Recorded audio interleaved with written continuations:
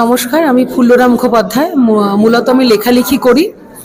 আজকে যে কারণে আমাদের এই গ্যাদারিংটা, সেটা হচ্ছে মনস্টার একটি কি বলবো, একটা খুব কঠিন বাস্তবের মুখোমুখি একটি সিনেমা, যেটা দেখে আমরা হয়তো জীবনের অনেকগুলো কালো অধ্যায়কে আমরা উন্মোচন করতে পারবো।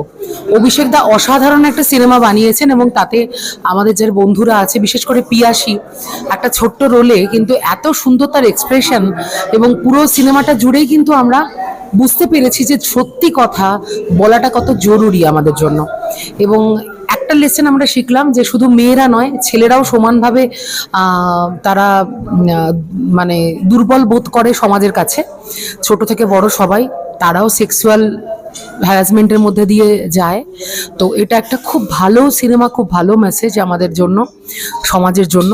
এবং প্রত্যেকটা অভিভাবককে বলবো যে বাচ্চার ছোটবেলাটা এত সুন্দর করে তৈরি করুন যাতে তারা আর মনস্টার না হয়ে উঠতে পারে। এটুকুই। Thank you.